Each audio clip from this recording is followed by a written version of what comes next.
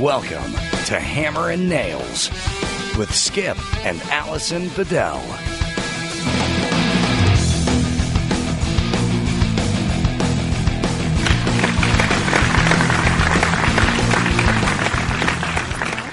We're in the house. Knock, knock. Who's there? It's me, Allison Bedell. Hey, I'm Skip Bedell, and welcome back to Hammer and Nails podcast. Back from our trips and traveling. And yeah, we had a very busy, very exhausting week. And we apologize that this episode, if you're listening to it on the day that it's released, that it is late. I know there's a lot of people that it's coming out on Friday. It's a Friday episode, yes. But it's usually out like midnight, right? Yeah, there is a reason why this is late, and it is because we have just been non-stop. Yeah, since pretty last much week. like on and off planes and cars, and it's just been like a total travel week, right? It's crazy. So we went to the DeWalt new tool. They didn't have a name for it, so I'll just use the same word Milwaukee didn't say symposium. I just think the Tool Expo. I don't know. They didn't. And I said to that girl, Sarah, who puts the whole thing together, I said, right. I didn't know what to hashtag it because there was no name. And she's like, yeah, I know. We just wanted people to hashtag FlexVolt, which is their new battery that is the big to-do that was a big release. Unbelievable, yeah. I mean, they brought out, like, the big guns with all their new stuff. And, we've been waiting to see what this new unveiling is going to be, this new product that they're talking about. And they were really keeping it on the wraps. Like, nobody knew, but they knew it was going to be something big. And, they said it's the first time ever seen, like, brand new to the marketplace. And it was. It's that 60-volt FlexVolt battery, which is just like... And FlexVolt, meaning that it can either be the 20-volt with a longer life or the 60-volt with more power. Well, they're coming off their 20-volt platform. So, like, I have a whole set of tools that are 20-volt max. You heard me talk about them a million times. I've done, DIY segments on TV about them. And before them, for the generation before that, was all the 18-volt tools. And if anybody knows about, power tools, especially DeWalt, you'll know that they're really well known for good quality battery-operated tools. They are the professional person's tools. Yeah. Well, there's like all the different brands, and I'm not trying to bore anybody that's not interested in tools, but you can't bore me. No, I know, but the reason talk the whole night about tools. The reason I found it interesting is because it's just it's new technology that's coming out, and it's the way that they're changing the way that you use things, even around the house. And so I just found it really cool that there's this new innovation, because you'd never in your life think that you could operate heavy machinery without plugging it in. And they have these batteries now where you can operate like the really heavy stuff. I mean, all of their tools are now cordless, just like Milwaukee, but they've got the power. And sometimes I think they said even more than if it was plugged in. Yeah, well, they're also like doubling up their power packs on some of their tools. Like they're coming out with like a battery-operated miter saw, and so we saw that over at Milwaukee. They had a 10-inch miter saw, which I've never seen a miter saw from Milwaukee at all. Period, corded or not. And so it was really interesting to see that. And that was an 18-volt super powerful battery that they had. And then here comes DeWalt, which is basically... Well, just when we thought we weren't going to see anything, because Milwaukee was very, very impressive with the stuff that they came out with. Yeah, it was they had a great show. Yeah. I mean, their stuff is really unbelievable. And as of that day, they were like, ours is the best, and here. And they were giving all these tests, and they were showing how theirs lasted longer and theirs were more powerful. And we're thinking, like, wow, this is the best. And then we went to DeWalt. Yeah, and it was like, my head was basically spinning off my body, Yeah. It was like back-to-back weeks of tools and new technology. And for me, I mean, it's like, it's basically going to Santa's workshop at the North Pole and just like flipping the fuck out. I was like, I didn't know what to do with myself. I'm like, wow. It's just, I have a whole work trailer full of power tools, and all of this stuff, like DeWalt and Milwaukee, are like among my favorite brands, and they're pro-grade tools, meaning that they last a long time. They're durable. You can drop them off a ladder, and they just keep going. And, they're heavy-duty, professional-grade tools. And it's just amazing what they're doing with them now. It's like, you really don't need a power cord anymore. You really can go to a job site with a couple of these batteries and like run your day.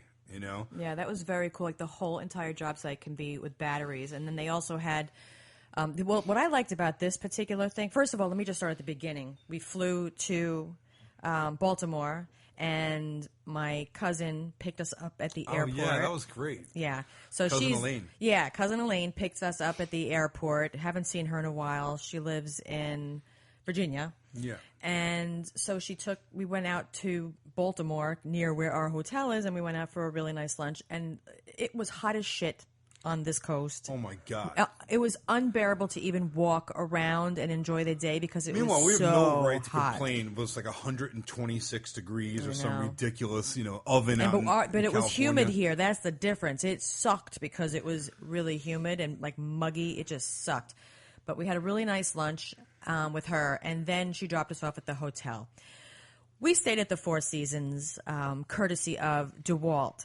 Thank you very much, DeWalt, because they definitely put together a great event. Oh my God, we have had some unbelievable experiences. It just still blows my mind that we are able to do these things. This hotel was no joke. It was the Four Seasons. Yeah, it was a beautiful place. The room was beautiful. It was, and like they have all these cool like amenities. Like they don't have like a shitty coffee maker in the room. They had a Nespresso machine in the room. Nespresso. And they had this giant bathroom that had the shower and the tub. And a big mirror, and in the mirror, as part of the mirror, was a television, but it was part of the mirror. Yeah, that was pretty cool. I've seen that in some like really high-end bathroom installations, and some of the stuff that I'll end up with hemorrhoids if we had that at home. I'll never get off the bowl. Oh my God, that TV, and they had this Bose speaker in the ceiling. It was like this surround sound in the bathroom, so like while you're doing your makeup or hair or whatever, you're not missing anything on TV. It's pretty impressive to think that like we're going there to look at tools, and like these companies really go all out to make sure that like you leave there with like the total experience, and you go home saying, "Wow, I want whatever it is they're selling." Yeah. And basically that's it. I mean, forget about the hotel. Just like just what they did with the tools were amazing. No, I'm still on the hotel. Yeah, but the whole hotel, the whole thing was such an awesome experience. Well, you're jumping ahead. Yeah, I'm just saying the whole thing collectively was just amazing.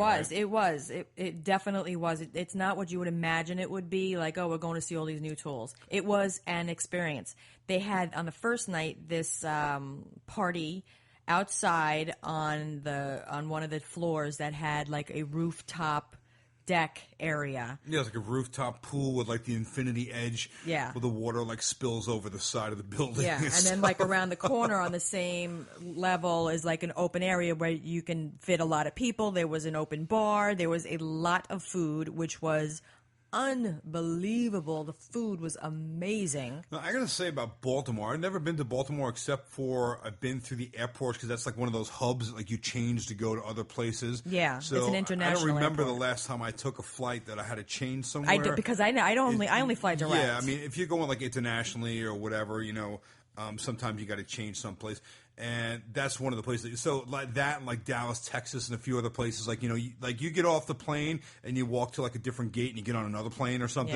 Yeah. But that's about it. I never really got around Baltimore. And I mean, Baltimore doesn't really have the best reputation. It's like it's supposedly like a pretty rough town. Yeah. Yeah, we saw some. But I got to say, this hotel was right on the harbor, so you overlooking like the what harbor. What is that body of water? Full of yachts. I don't know.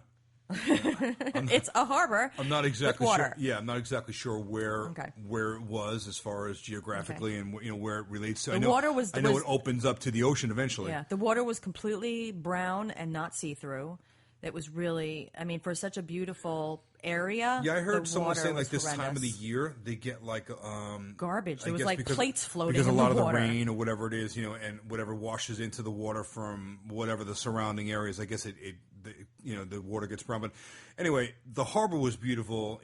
Just the whole location of this place was like it was historic, right? The most unlikely place that you would ever think to go to, like to look at tools. Yeah, and they had like all these nice stores like, at the bottom, like on the outside, the hotel area that I didn't get to shop. God damn it! And I got to say, by the way, Milwaukee was like that too. I mean, also like the most unlikely situation. Well, we stayed in an old brewery. The hotel there.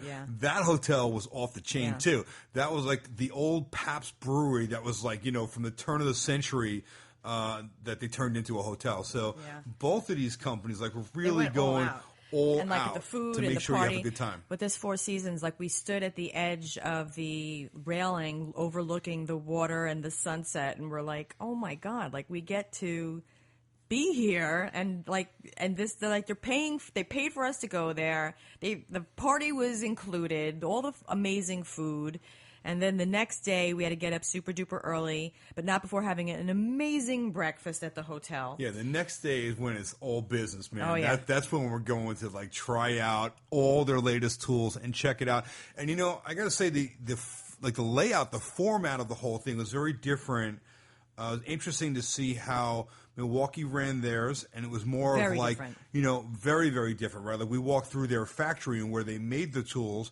And like they spent a lot of the time telling us all sorts of seminars, right? Like you spend much more time listening to someone speak, like in all these breakout classes that would go in rotation from area to area, and each one one would be about the batteries, and one about the motors and the tools, and another one is about whatever it might be.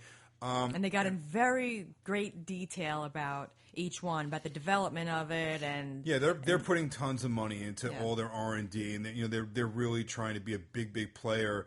In the tool world, and then we go to the DeWalt one. I mean, and there was quite a bit of times when we got to to try out the tools and stuff in Milwaukee. But then we went to the DeWalt one, and it was completely the opposite. Like we sat down for like a 4-minute video in the beginning. We like heard from the president of the company. He walked around and like maybe for like the first 45 minutes or so. No, it wasn't even that long. The video was really fast. No, not the video. I'm talking about like when he started showing what all the tools can do and how their new battery works. That was after they showed like a video. Of what's to come, and then he kind of addressed the audience and like showed us a little, demonstrated some of the tools with the new battery. Yeah, and then it was like the big curtain dropped, and he's like, "All right, come on in and check them out." And then there was more. Then there was some more of showing of what the new stuff was and how it's better. And they had the like Milwaukee did, they set up these comparison tests.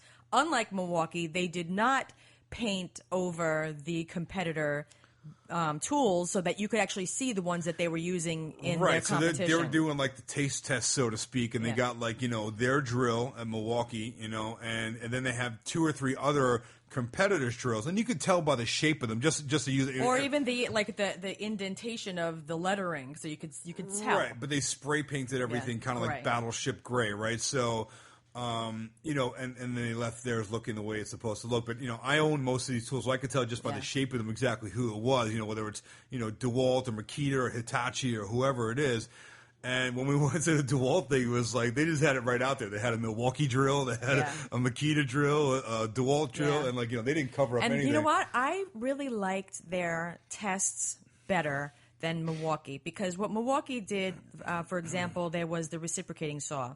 So they had a couple of their employees drilling or using the saw down this wood, and it was like a competition to see whose went faster and whose blade got fucked up sooner, But that X factor of human error or the person, how hard are they pushing it, Right. So at the DeWalt, what they did was they rigged it so that they used weights to, and it was attached to a device that held in the button to control the thing, and so it was equal amongst all of them, the pressure that it was exerting.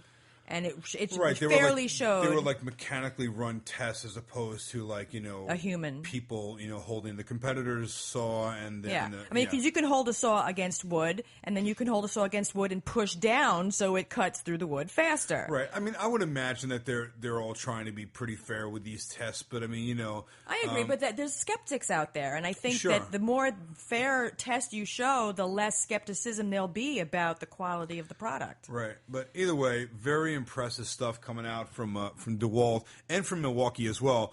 But being that we just came from the DeWalt, I mean, they're doing stuff with these flex volt batteries.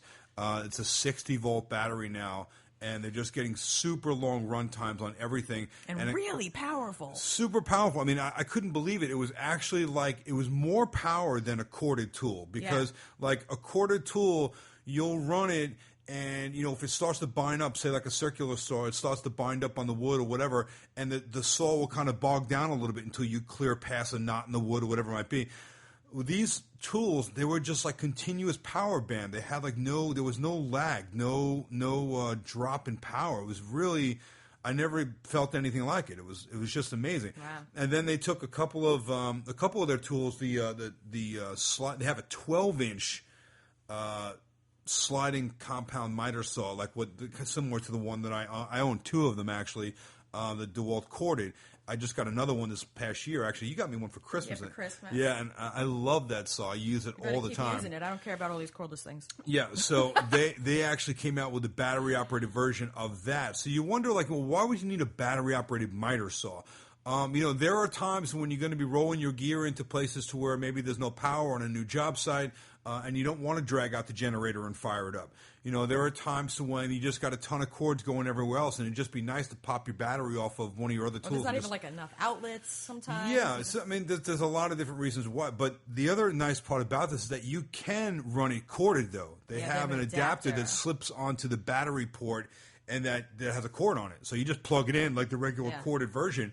But if you don't have power or you don't want to use the power, you just snap the battery on and you go. And man, this thing had some power. It was just unbelievable. Yeah. So that particular tool, the miter saw, actually uses 2 of these 60-volt batteries, which brings it up to 120 volts, which is the same line voltage like you have in your house. So it was really impressive. Just all their tools were impressive. The whole thing was so cool. They want you to have the tools. They want to give them to you so that you can use them and talk about them and pump the product. And I'm gonna. Yeah, so, you know, like I was saying before, send me some tools. We can Craigslist all the corded tools. And wow, hold on. I don't know about all of that. I mean, I got you that really nice, wasn't it a Makita reciprocating saw I got you last year? Yeah, no. I'm not selling any of my tools. I've sold some of my older stuff, but like my newer stuff I'm keeping, because you always got to have backup, backup. You know what I'm talking about. You always need to have. I have doubles and triples of everything. All right, now you'll have Milwaukee and DeWalt. Yeah. You can have that backup. Yeah. And you know what? I don't think we ever followed up with, because I was talking about the assholes on Craigslist, but I don't think I ever followed up with the people that actually bought our shit. With the exception of that one guy who came here to look at that filing cabinet that, like, right away starts showing me what other people are charging for similar items. Right.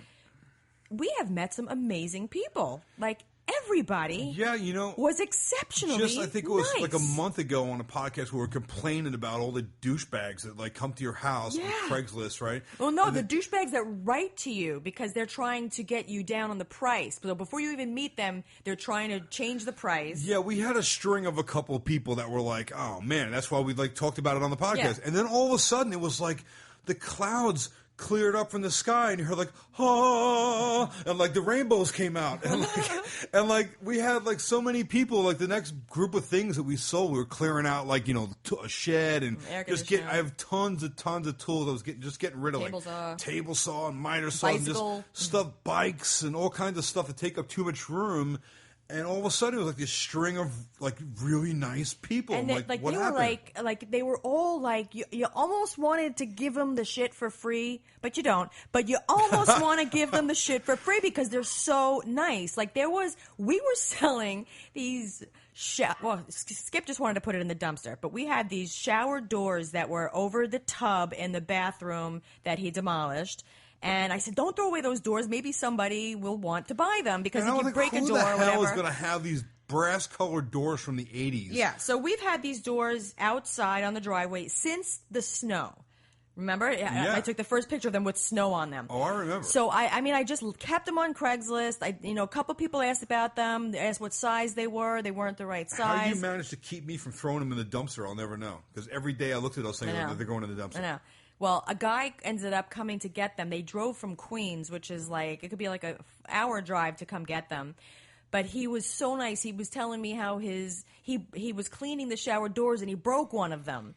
And they were the exact same style as the ones that we have. And it's very expensive to just replace the doors, and you can't get just one. So, and especially this one, it's like old style. Like it was the exact one. I sold them for $30, and he was just. They couldn't stop thanking me. Like we did them the hugest favor. Oh my God! They just were so thankful and so nice. Yeah, we're going to have to spend $500-600 or more to go get another set of doors. And his wife was pissed at him. And then install them and everything else. And it's like, oh man, who's going to have this door from God knows when? Yeah. And like there they were. Yeah, that was so cool. And the people that bought both of our bicycles, the second guy, that girl bought the first bike, and then the second bike. A guy called. He wanted the bike for his son, and I was selling it, I think, for $75. And he asked me would I take $65, and I was like, yeah, because it was like just let's get rid of this thing. So. And I was already like annoyed that he asked me would I take $65. So then when it's like $10, dude. Yeah. Like, do you just need to feel like you got a deal? Yeah, and I was at the stage of like it's like a few $100 bike that's like it still had the little knobs on the tires. Yeah. This bike seriously was ridden like twice. Yeah, like the little tiny rubber knob to stick off the tire. If you ride the bike more than an hour, those things wear off. So that just goes to show you it was like basically brand new. Yeah. So, but when he got here. He came with his son. He came with his son, and the son, like, how old do you think that kid was? I have no concept of age. 12. Okay, so then the kid gets on the bike, and he's like riding it around, like on our lawn, and like he's like, oh, this is just right, and the guy was like really happy, and he was really nice because he wanted to buy his kid this bike, and then he felt bad about the 10. He's like, are you sure? Like, is this enough? Is this okay? I'm like, yeah, don't worry about it, because I was like, they were so nice, and the kid was so nice and happy. I was like, then what are we going to say? Well, maybe we'll take that extra 10. Okay, yeah, all right. No, they were, and then the lady that came to get the saw, the last your table saw. Yeah. So she started talking to us for like 20 minutes, and then she's talking to us about how she's had so many nice experiences with the Craigslist people, and everybody's been awesome, like us too. Yeah. It was just crazy. Like what happened? Everybody was awesome. The other guy that bought your other table saw. Yeah. He was like a younger guy. He wasn't really experienced too much with the table saw, and he was like real happy. I was glad that kid got that saw because that was actually one of my favorite tools. I've had that saw for years. It's an old school, rigid, solid steel table saw. I mean, this thing weighs like hundreds of pounds. They don't make them like this anymore. They're all plastic now, And I had it mounted on like a custom mobile frame, rolling wheel. It wasn't ever designed for that. It was designed to be in a shop because it's so big and heavy and mounted on like four-legged stand, not on wheels. So I kind of modified it so I can get it in and out of my trailer. I did a lot of things to that saw. I changed some of the gearing, like the pulleys, because it's belt-driven, which most saws are not. It's another thing. It had like a belt-drive motor, so it actually had like a belt that ran this saw. So it's super fast and smooth operating. It's a shop saw, not like a mobile contractor saw, So the fact that like he got it and like he didn't really even know what he was getting, but I told him some of the things I did to it. Like, I changed the pulley sizes so it had a higher RPMs on it. I mounted it on this cart, and he's like, wow. Yeah, and he had asked also when he wrote to me, he asked if we would take like less, and I said no because I had actually done a lot of research on this saw, and it's worth it. That's a good price. Yeah, it was worth way more than what we sold it for. But it's like I just don't have the room for all these giant. This is like a huge shop table saw. And I'm like, we don't have anywhere to put it. And I have like two others. And the neighbor, Jack's house across the street, where we were keeping that saw, they just sold the house, so you had to get it out of the garage. Yeah, I'm like using their garage, right? Yeah. Hey, can I store all my tools in your garage? Yeah, you know what? Now you got to ask the new neighbors if you can keep your motorcycle in their garage. Yeah. I always keep it in here. Can't I just keep doing it? Yeah, right. But I was happy that kid got that saw because he told me like he was going to take it over to his grandpa's house where they have like a workshop and like I'm like that makes you feel so good, doesn't it? I'm like because like someone's really I haven't used that thing in years, but I never wanted to part with it because I just loved it, and I just figured someday I'm going to build another wood shop and like it's going to go right in there, perfect, Oh, that lady bought the 2 antique chairs, right? So anyway, you're right. You're right. Like the last few people, the last round of Craigslist folks, we actually got lucky. So you know what that means, right? We're due for a douche. We're overdue for a douche. Oh Oh God. Well, I definitely want to get rid of a lot more shit. So. Yeah. Yeah, I just want to sell everything. So, yeah, it's like that time of the year, man. It's just Yeah. like cleaning stuff, like Get right, rid of like it. yeah, it's Yeah. like kind of spring cleaning that's now overlapped into the first week of summer. Yeah. Right. Yeah. Just I know, started. summer is here already, right? We got a new neighbor across the street. We haven't met yet. They are a young couple, and the girl's mother bought the house for them. They have a few young kids. Nice. Well, I don't know. Nice. The I'm mother, saying like mom bought the house from like what? yeah. Like, yeah. Like when? So that has me a What? little concerned. Nice that somebody bought a house for us. I know, right? And it has me concerned because, well, for one, I think I expressed that because they're young kids turn into teenagers that have their asshole friends over and shitty boyfriends who rent the car. We're very lucky that we have like a super, super quiet neighborhood and super quiet street. I hope it stays that way. Well, I don't know. Might And not also, know. because I don't know if you remember when my mom had new neighbors, same exact scenario. It was a woman and her boyfriend and their kid. They were fucking dirtbags, and the woman's mother bought the condo for them.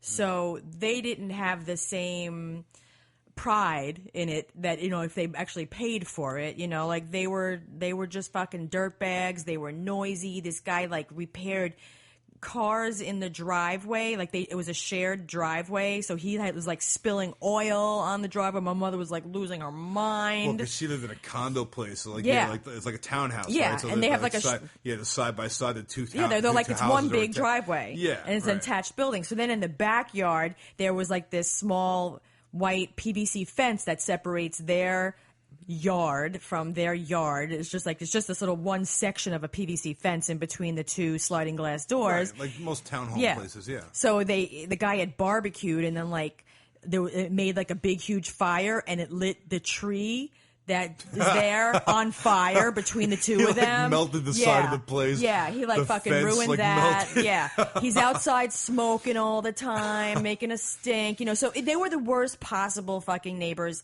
ever. Well, you know what happened with that? Like your mom just got up and moved. She did. She did. Yeah, they just sold the place. She So lived that's it. there I'm done. I'm out. She lived there since 1988. And all it took one dirtbag. yeah, I mean, it was always a nice neighborhood, and then these fucking people, and it's like, so she moved. So that's what I'm hoping doesn't happen here. I'm hoping that everything's pleasant, and I don't have to go. Well, they sound real nice. Tell anybody I off. I hear them across the street. You do? Yeah, they sound like a nice family. So I guess we'll have to stop over and bring them a pie. Yeah, your or glass something. half full, and I'm glass is half empty. I am. I'm trying to be optimistic here. So when I saw it last week before we went to DeWalt, I had seen a bunch of adults on the You know lawn. what's cool about being married to a contractor, though? I can just build a bigger fence. Yeah, well, they're across the street. Right. Fuck. I had met the mother, and the mother is friends with a neighbor around the corner, and they told me that they started a neighborhood watch in our neighborhood. Yeah, you had mentioned that. I did not know that. Yeah. Well, how would we know? We're never home. We need a neighborhood watch because someone needs to watch our house. Right? Yes. So can you not do that? Why not? Because you're going to break it. Because No, it's supposed to do that. I See, know, but it's- you're gonna. It's got a button. It's supposed Stop to do that. it. I'm going to keep doing it. Stop it. The whole time. Stop twisting it. You're going to break it. You break things. It's made to turn. Because when you talk, you need to fiddle it with something, and I don't want you doing See it that with button that. that you press right there? That's made to so you can turn it. Stop it. Put it down. Put it What am I, down. 3? Stop it. Because you're going to break it. There's no reason to turn it if you're not using it. You keep talking about it. I'm going to break it. Stop it. Stop it. So because of that fucking drug dealer down the block, the guy across the street from him started the idea of a neighborhood watch, and apparently like tons of people were interested in doing it. So we're going to be part of a neighborhood watch. We live in like a little quiet neighborhood, like out in like the sticks. And so it's like, total suburbia, like, pine trees and farms and stuff. Yeah. So the fact that there's like one person and, like people got horses down the road and Yeah. stuff. But evidently, There's a few rotten apples. Yeah, there's just a couple. Yeah. And all you need is one drug dealer on the block that now has all of the dirt bags driving on your street and past your house and parking and coming and going. So what the woman explained to me is that they're going to have an app. There's an app where you can everybody posts pictures and information of what they've seen or heard, and if there's an unknown car, take pictures of it and the license plate and all this. So everybody's going to contribute to all of this compiling information. It's a lot of effort just for one dirtbag. Well, it's not just for him. It's our whole neighborhood. It's the whole neighborhood. But I'm saying that's how it started. It got started by the guy across the street from that dirtbag. Well, fortunately, we're way up the road from that, so. Yeah, well, that's good. But the other neighbor that we have that has kids, nobody drives down this street. So we have a couple of other families on our street though that have teenage daughters, and both houses have had problems with their shitty boyfriends. One house down there, the shitty boyfriend burglarized their house and took all of his saved money from landscaping from the whole summer. And then over here, the other shitty boyfriend tried to break into their house when they knew that they were on vacation. That's a good boyfriend. Yeah.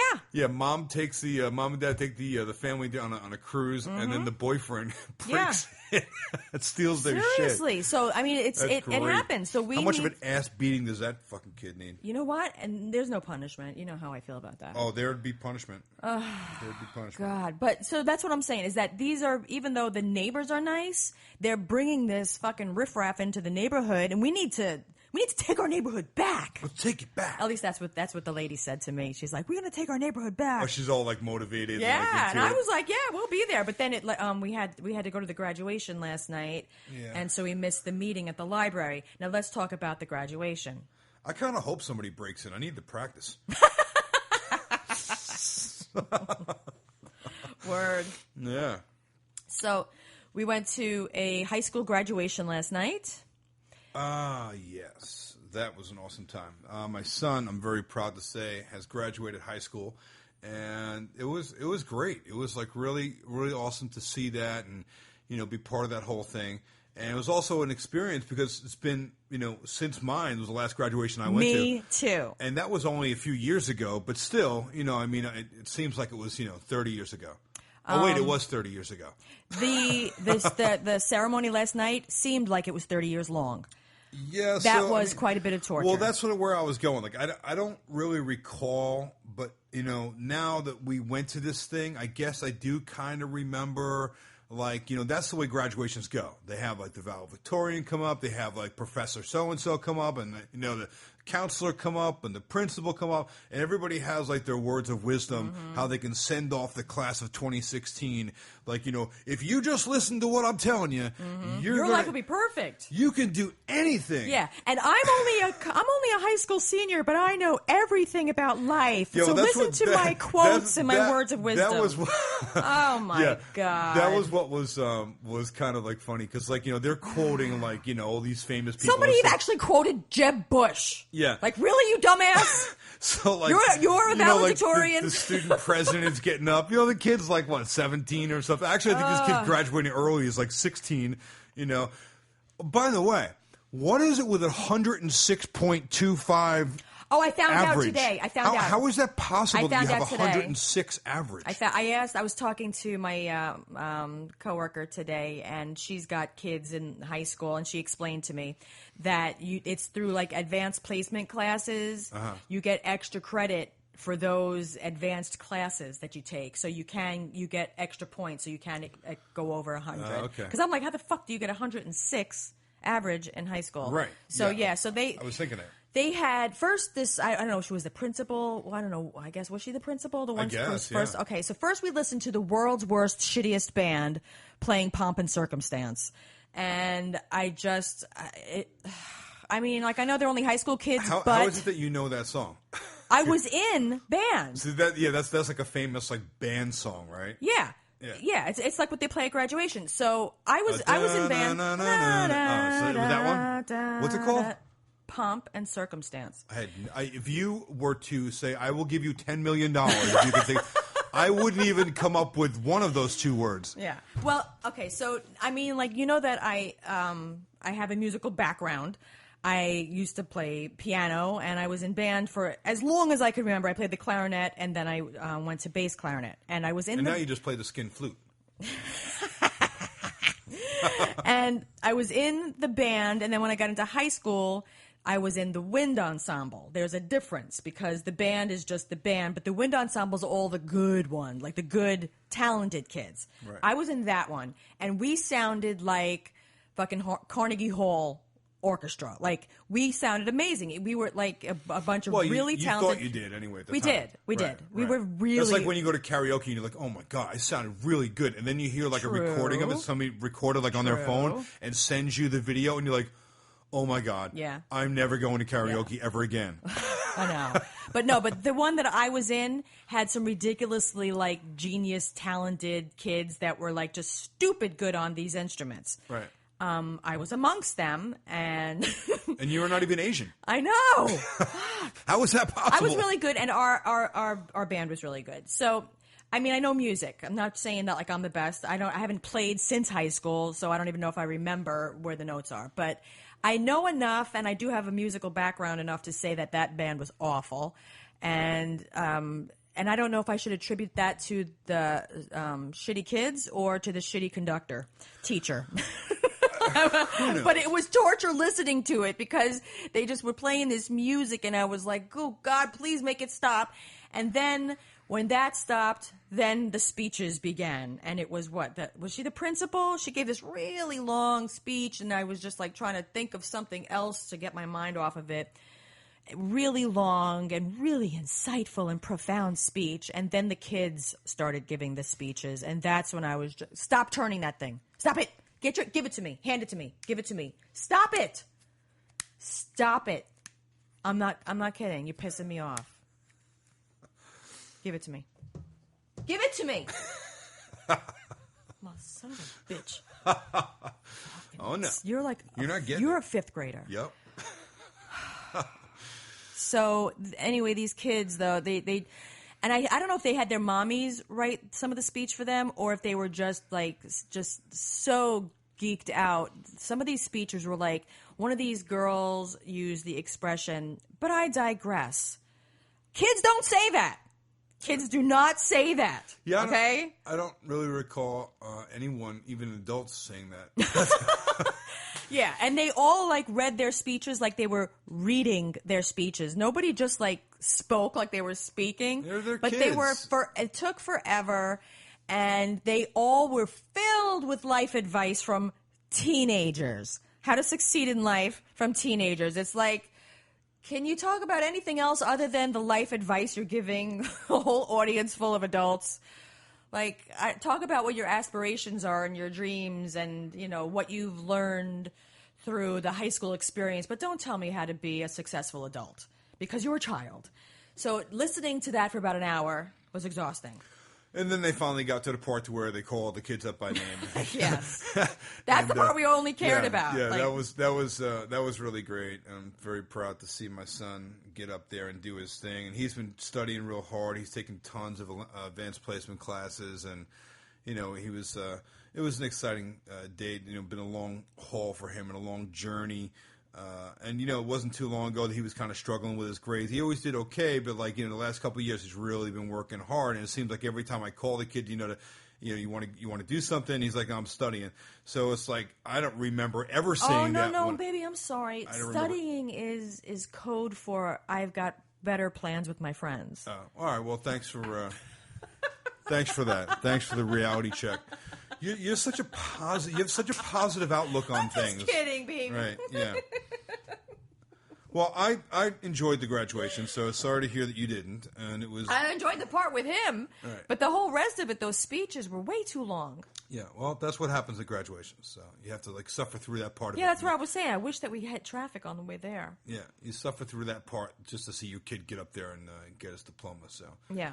That was and then we got cool. some nice pictures. Got some great pictures, and very happy about that. So good time, definitely at the graduation, and just super busy week, right? I feel like we have not stopped for 1 second. We didn't, because when we came home at the airport on Wednesday afternoon or Wednesday morning, we immediately got into our car and drove to Manhattan to do that. What is it? Christmas in June. Yeah, for Home Depot. It's the Home Depot kind of like internal meeting where they meet with all of their vendors and media people, all the media people, and folks that will promote their product. And of course, as you guys know, they're one of my sponsors for all the DIY segments I do.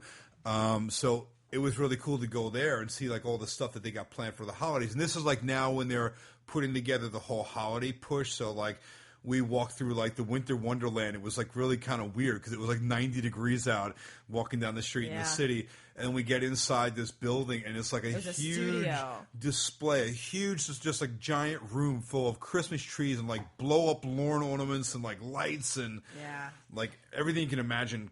Holidays, right? I am actually, because I am not into Christmas decorations. Some people love it, and we haven't decorated in years because we haven't been home. We've been in Los Angeles, and then when we come home, we're not home long enough to even enjoy decorations. And I've never really been heavily into decorating. When we first moved into this house, like 5 years ago, we have stuff. Yeah, we did like a couple of years in a row, but like for the last 3 years or better, it's like we've just been like feel like all we do is travel. Yeah, and you finally actually just last week took down our icicles that I put up 5 years ago. That's great. But it's so cool, like when the holidays come, because all I got to do is turn it on. Yeah, a section of them didn't work this past year, but so what I'm trying to get at with this particular thing is, for somebody like me who is not into decorations, I don't get wowed by looking at any of that shit, they had some really cool new stuff, and I was really impressed. First of all, the LED lighting, they now have colors so that your white lights don't look blue. They have like the soft white so that you can still have that old traditional regular bulb look, but in a lesser power LED that lasts longer. Yeah, how about the trees that are remote control? Remember like the lights that I showed on the Fox and Friends DIY, the LED lights on the cabinet? Right, same thing. So you can change the color of the lights to like 10 different colors. In the same bulb. Or different patterns of movement. Yeah, all on the same bulb. The trees all come pre-lit now, which you guys probably may or may not know this. We're kind of out of the Christmas tree world the last couple of years, as we just said. But it's like amazing what's going on now, especially with all the artificial trees. And there's all the different types of artificial trees. There was like the pine and the spruce and the something else and something else. Yeah, I mean, they've always had a big selection of different types of trees, but now it's like, it's just off the charts. And the coolest thing, there was a tree that the top half of it shrinks down to your like height, like 5-6 feet.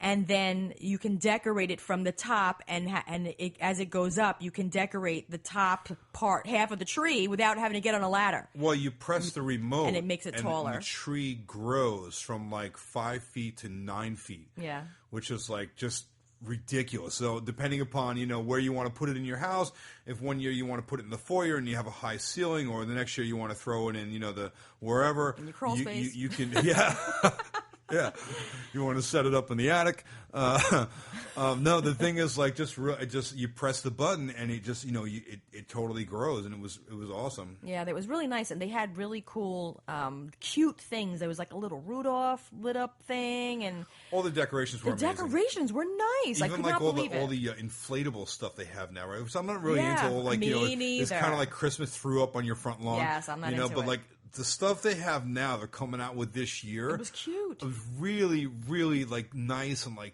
tasteful looking. It was cool. It was like they took it like 10 steps up, and I can see them being great competition for other stores that sell Christmas shit, because the stuff was so nice. Yeah, like, really. Oh God, they had those wreath sets. They had this whole new line of these nice wreaths, but with other stuff that matches them, that goes with it. Like those little miniature trees, like a couple of those that you could put near the door that matches your beautiful wreath. It was just really nice. So, tons of things that you can use to decorate outside, and also inside, interior decorations that were really nice as well. The home decorators catalog stuff. Yeah, I mean, they're really I was very impressed with all that stuff. Very, very cool. Yeah, there was also from each of the Milwaukee was there, and Rigid guy was there. Right, well, that was the other thing. So Bosch. It's like they're setting up for the holiday push season for Black Friday and all that stuff before the holidays and everything, including Thanksgiving and like Halloween, all those decorations. But then they also had all the tool manufacturers there too that are part of all the promos that they always run. So when you guys go up to the front of Home Depot, you always see like the special buys they have out. You know, it's like the set of wrenches or whatever it might be. It's always on holiday discount. So all those tool companies there was Husky, Milwaukee, Ryobi. They got cool new stuff coming out. Yeah, a bunch of their companies were there. Rigid. Yeah. It was exciting because there was like this cool new stuff that like anybody could use around the house. That was really cool new stuff. And we saw one of those printers, those, what is it called? Oh, yeah, Dremel was there with a 3D printer, and this thing is just unbelievable. It's like a 2-foot by 2-foot cube, and inside of that, like you lift up the plastic, like the glass front, I guess, on it, and it has, an actual 3D printer set up inside this thing where it feeds in the plastic sheets into it. That spool. Yeah, and it was I was like, I couldn't believe what this guy was actually making right there in front of our eyes. He's like building all I kept thinking was weapons. Like, you can make weapons. You can make anything. Anything. Yeah, they're making like you can make a gun. They're making like body parts. Like it's basically like it's unbelievable what they're doing with this stuff right now. Just like what's scary to me is that you can make a gun with this thing. See, now you were thinking of weapons, and I was thinking that you were probably thinking sex toys. I knew you were going to say that. I'm thinking like this thing is like making all sorts of plastic molds, and I'm like, I wonder what she's thinking she could make with that thing. Because I can't find anything in the store or online. Yeah, I'm kidding. It was funny though. That thought went through my mind. I was going to lean over and whisper to you as the guy was doing his whole demonstration. And I was like, nah, I probably shouldn't say that. Yeah, no, not in front of the guy. He didn't seem like he would have thought that was funny. No, he was like all really into his presentation, and like it was just for us too. Like just you and I were standing there, and he was giving us like this 20-minute like whole rehearsed demonstration. And of course, corrupt things are going through my mind. You're fucked up. I'm like, what's wrong with me? We all know what's wrong with you. No, there wasn't corrupt things going through my mind. But I just thought it would have been funny if I had said something like that, but probably would not have gone over too well with him. No. But thank you for the demonstration, though. And that whole thing was just awesome. Yeah. I mean, it was nice. It was, you guys just keep in touch with us on our Facebook, because we're going to once all this shit comes out, we're going to want to share it with everybody so you can see what the hell we're talking about. I feel it's like sensory overload, though, right? The last couple of weeks have been nonstop traveling around the country, and information just pumped into our brains.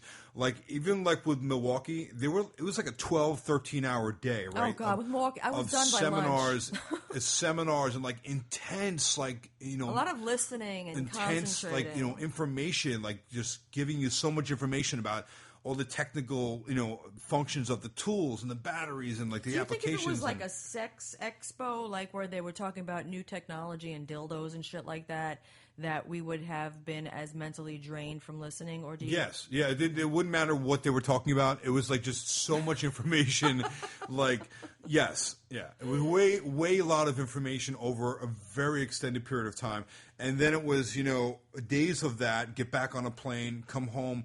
Go to another one for days more, come home, get on, a plane. And then drive to the city. And then go to the city and do another day. So it's and all such really cool stuff. But I have to tell you, I'm I'm still tired. My brain hurts. Yeah, me too. I'm tired and I need more sleep. I'm just fucking spent. Before we went to DeWalt, we went to the weekend immediately prior, we went to the range. Shooting range. Oh, that was I don't know if we talked about it before. I don't think we did. No, I don't think we mentioned that. We had a couple days off that we were home between Milwaukee and DeWalt, and over the weekend we went to the shooting range. Yeah, we got some time in with the shotguns and rifles. And some big stuff that Joe has, and I saw this post on Facebook.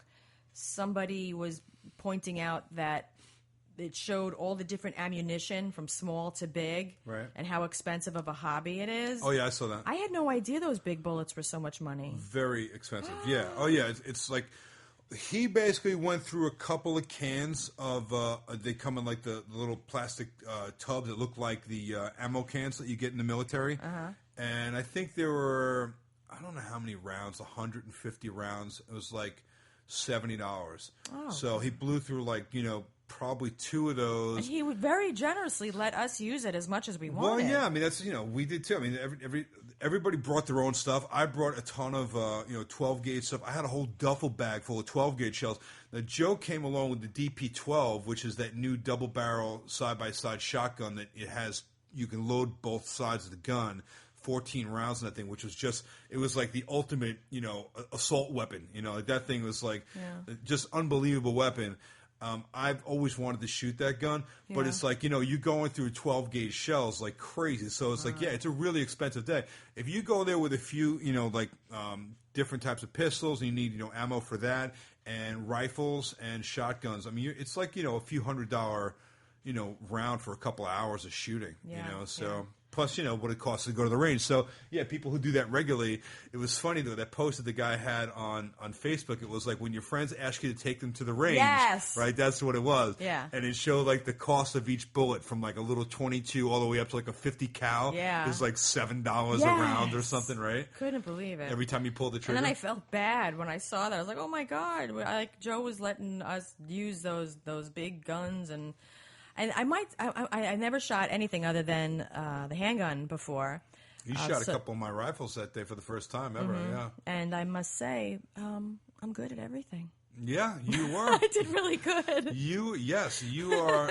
Well, you're just a natural when it comes to that. I mean, like you're amazing on the range with your service weapon. Because that was also a good opportunity for me to get practice because I'm going to be in the like a sharpshooter competition or something.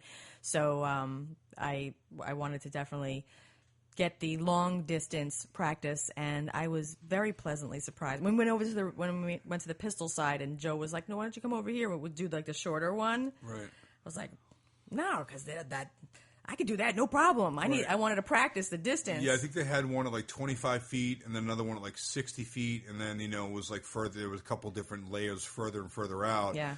And the pistol, of course, are much closer than the rifle side of the range we were on, where they're like 50 yards, 100 yards, 150 yards. We're using high-powered rifles with scopes on them, and then you go over to the shotgun and pistol side, and it feels like the target's right in front of your face. But I started with the furthest away ones, and how far was that? 50? I think it was 60 feet. Okay, I don't even know, but I did really well. You did you did really well. Yeah, I was happy with that, and we were using Mike's. He brought his guns too. He had the big.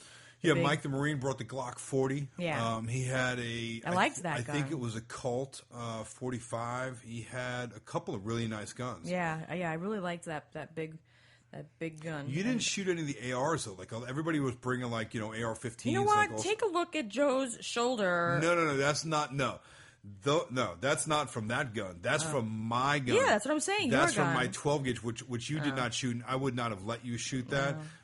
Everybody went home with black and blues on their shoulder. In fact, I think he took a picture of it and posted it right here, like a big, like baseball-sized black and blue. Yeah. That thing's nasty, and the reason why is that gun was made like in the early 1900s, and there's no recoil suppression on it. Like the guns that they were shooting, these AR-15s and so the stocks they're spring loaded.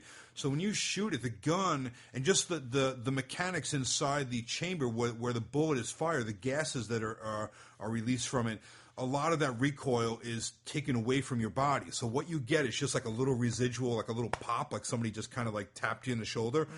You shoot a couple of the guns that I was bringing, like some of the old school stuff, like some of my dad's hunting rifles and like old 12-gauge shotguns. They will knock you like it's like somebody like drop kicked you in the arm, right? Yeah. Yeah, it was crazy. No, I don't really have that much interest in shooting those rifles, shotguns, and stuff. I really just enjoy the handgun. I didn't even bring my little off-duty, the little Kel-Tec P32. Right. I don't even like that guy. I wanted to switch it up for the one that Joe has with the laser. Right. And that thing had such a long trigger pull. I didn't like that thing at all. Yeah. But we put pictures of some of the range. Oh yeah, shots go on Facebook. You guys will check it out. You can see some of the stuff that we were blowing up out there. Yeah. That was a good time. Yeah. Always a good time at the range. Yeah, that was fun. It was like the Wild West. Yeah. And then we went out to lunch at Joe's Crab Shack. Right. So when we got there was you and me, Joe and Carol and Mike. Yep. And I had asked, I think even before you got there, I had asked the waitress to give us a separate check because right away I was thinking, shit, like now it gets more complicated. When it's two couples, it's kind of like, okay, let's split it. And now there was like an odd number of people, you know, and I was thinking, now it's going to get complicated. Like, how are we going to split this up? And I know that like Joe and Carol, they're probably going to drink like alcohol and I'm not going to be drinking anything. And you were driving, so you're probably not going to be drinking anything. So I was just thinking, I don't even want to figure any of this shit out. Like, let's just get a separate check. And it's always a weird, when you go out with more than two other people, it turns into a weird time when you get the bill. Yeah, you know, honestly, I don't know. I guess to me, it always just seems like you just like do like the split thing, you know, because like it usually works out pretty close to that, unless one, you know, some people are like drinking and other people are not drinking. Yeah, but think about this: you and I both got salads, and I don't have any alcohol. I think you had that iced tea that had alcohol, but they had like those big like lobster, crab, steamed platters and like margaritas and like alcoholic drinks. I mean, there's like a huge difference in like it's. Yeah, well, you know, it's like when you go out to lunch with somebody and like the one guy has a salad and everybody else orders like you know drinks and steaks, and like lobster, surf and turf and shit like that, and the one dude has like a $9 like house salad, and it's you know, not like some we're croutons cheap and shit. It's not like we're cheap, we're not, and it's not like we can't afford it. We can, and we have picked up the bill countless times with other people. We are very, very generous when it comes out to going out with other people. We are always picking up the tab. But my thing with this one was that there was 5 people, and I just... Did the odd number throw you off or something? Yeah, and plus because I know that like Carol drinks and I'm not drinking. I know you weren't going to really be drinking. So I just had it in my mind that it was going to get complicated. I didn't feel like splitting the bill was necessary. I think, like, you know, for the most part, it's usually just easier to split the bill. And, like, you know, if you go out with people enough times, it usually works itself out. But then we like, would have been like, that guy who ordered the salad. Yeah. Sometimes I don't feel like being that guy that ordered the salad. That way. Yeah, but yeah, I know. It's just like I was just thinking it would be easier without having to figure it out. Yeah. I don't know. I think you put too much thought into it. I don't put too much thought into it. I didn't put any thought into it. I just told her to split, you know, give us our own check. Right. Well, then you don't have to put any thought into it. But, like, you put too much advanced thought into it. Right. You know? Well, I wanted to avoid having to think about it at all, so I just said we'll take our own check. So, what do you think is more uncomfortable for people listening to this thing? If you're going out to dinner with people, is it, like, more uncomfortable to try to, like, you know, figure out that whole thing at the end, or is it more uncomfortable to ask for a separate check, and then, like, when the separate check comes, it's like you feel like, we should have just split the whole thing up anyway, you know, like, it's kind of it's like a weird feeling, right? See, I never even really deal with that, because every time we go out to dinner, we just pay, you know, like, I just prefer to, like, you know, say we'll get the tab, you know, and most of the time we do, you know. I think we must have spent $10,000 doing that at least in the last couple of years. Seriously. Yeah, because I don't know. I don't feel like, you know, just for the most part, like I you know, just to, rather than have to like work everything out, like, you know, especially we usually invite people to dinner anyway, so it's like you should, you know, I think if you invite someone to dinner, you should get the tab, you know.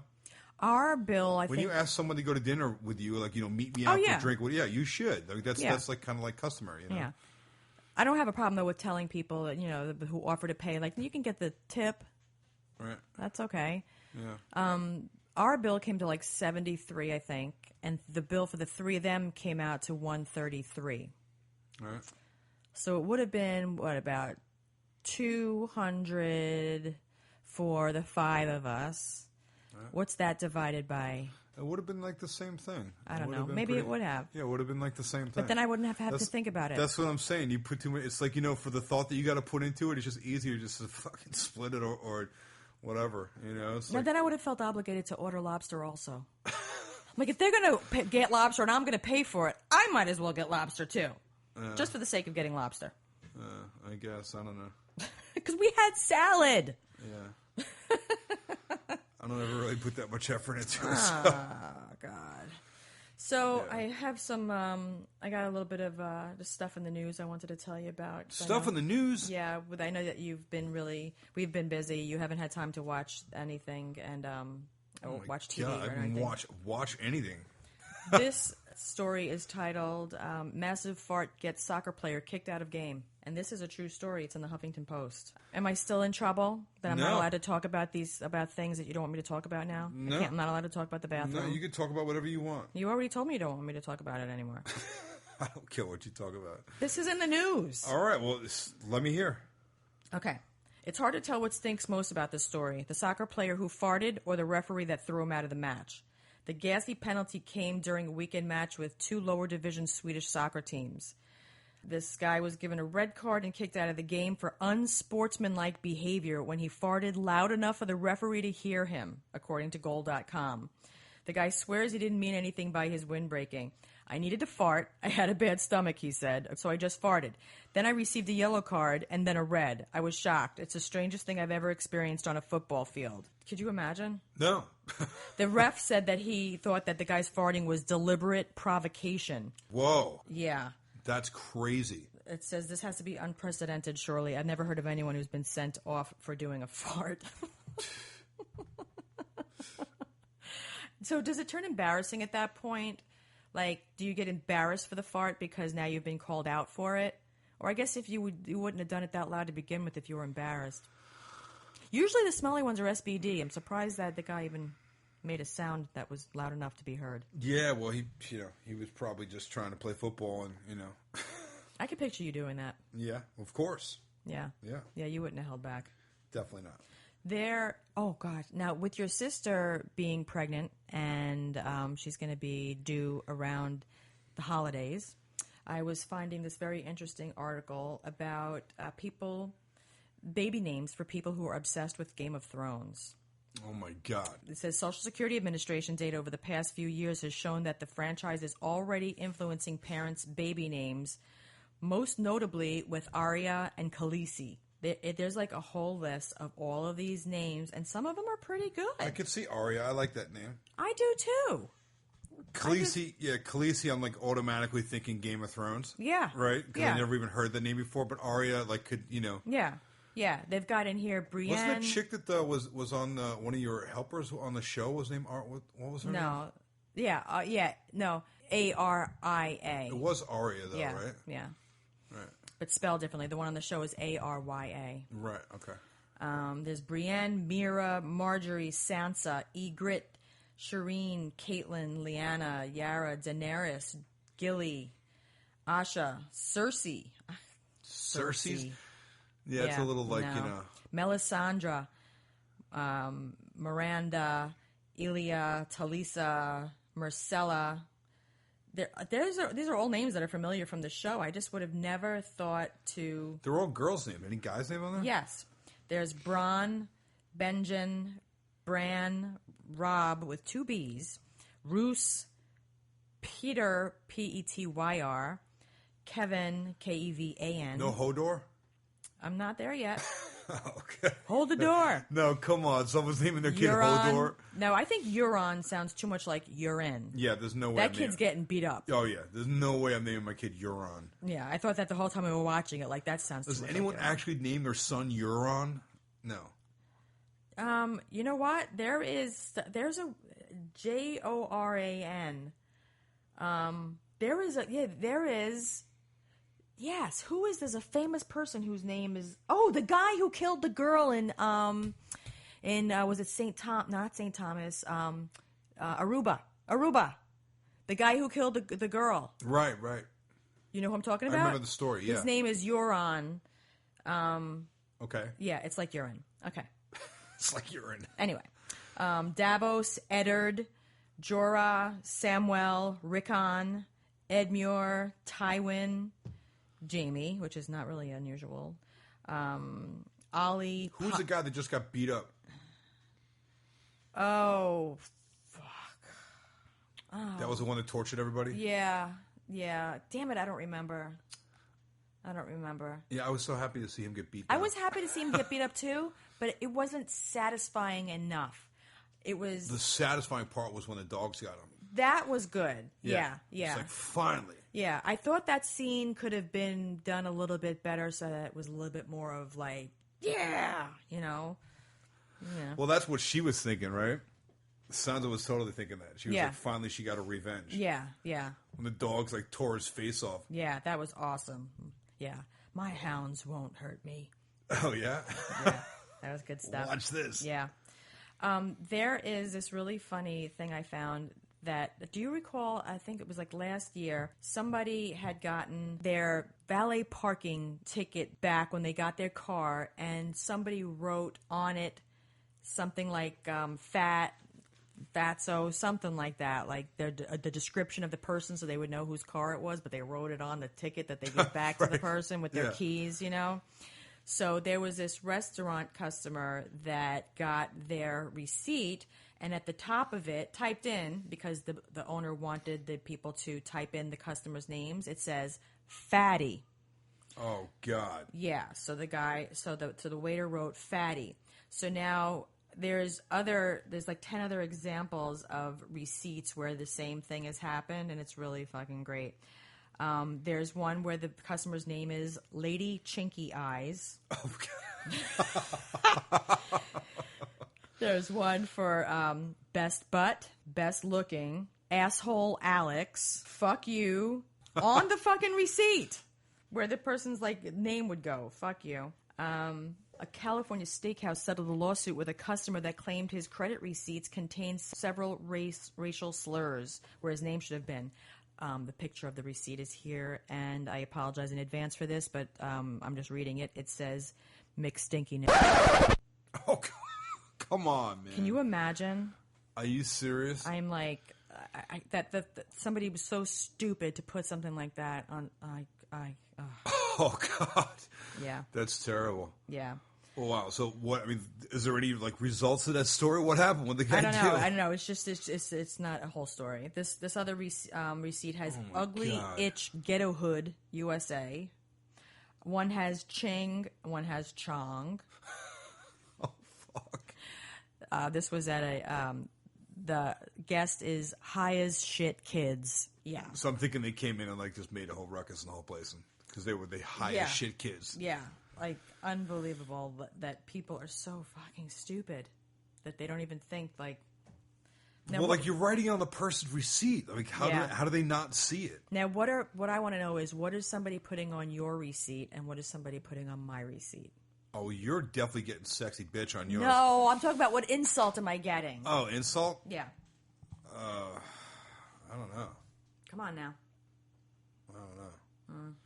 You can be a little rough sometimes, though. I don't know. Potty mouth. Nasty bitch. Instead of sexy bitch. Resting bitch face. Oh, yeah, you definitely have resting bitch face. You have non-resting bitch face, too. Even when you're not resting. Yeah, I do. What about you? What would you get? I don't know. All right. People, let us know what you would put on our receipt. Feel free to Facebook post what would be on our receipt. And what would be on your receipt? I'd be curious to read those. I'm already thinking of a slew of things that would be on your receipt. Really? Oh, yeah. Like what? Just like crazy booty and big titty bitch? Yeah, big titty bitch. Sexy as fuck. Oh, that's nice. Yeah. I have some random thoughts. First, I wanted to tell you that were you aware? I heard this on Stern today. There is on YouPorn. There's videos that you can watch if you're blind, but like not watch. They're narrated, like where somebody actually says what's going on in the porn. Really? Yes.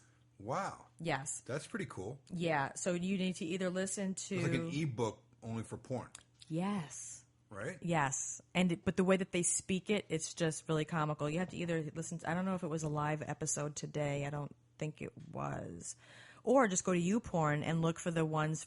put in like blind and YouPorn, and you'll see... the narrated, there's narrated videos. So if you're someone that once had sight and you can recognize the sounds of a porno, like you just hear like the oohs and ahs and do no, me but and this was like whatever. This but was very this, graphic. This is like the physical description of. It's probably like, so. If you're assuming that someone has never seen before, like you actually have to describe what the body parts look like. I guess. Yeah, maybe, it was very graphic, like descriptions of what was happening and what it looked like and.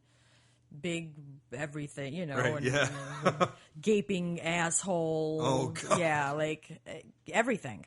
Wow. So yeah, it was. I just found it like really, really Where can we interesting. hear I'd that? never heard of such a thing. Google YouPorn, narrated, blind. You'll find videos on YouPorn. You'll see them or hear them. That's awesome. Yeah. And finally, I have some random thoughts. Oh, give us some random thoughts. Yeah. They're just random thoughts that go through my head. Allison's brain is working overtime. Could be while she's driving or standing in line. So what is she thinking? What goes through her thoughts? Is it something profound or fucking just pissed her off? Get ready for random thoughts. Get ready for random thoughts. Why the fuck does McDonald's automatically sweeten their iced coffee and their latte? It makes no sense. Some people like black coffee. Not everybody likes sugar. Not everybody takes their coffee the same way. You can't order an iced coffee black? Nope. They all come with cream, and unless you ask for it not to be, they all come sweetened. What? Yeah. Isn't What that the hell what is that? I don't know. That makes no sense. Really? Same thing with their latte. It comes automatically sweetened. Also, they probably just have it come out of a machine, like it's No, already they done. make it. Like they make it. It does come out of but yeah, it's not like the regular. They can make it without sweetener. Right. They add it to all of them, and So- none of them. I can't roll through there and say, "Give me a black." You iced can coffee." say that, but if you don't ask for it black, you will get it with a lot of cream. It'll be light. Wow. Yeah, that just doesn't make any sense. It's just fucking stupid. Huh. Yeah. So just so you know, if you Well, happen thanks to for telling me that. you happen to pull up to the drive, I'll make sure I ask next time. Yeah.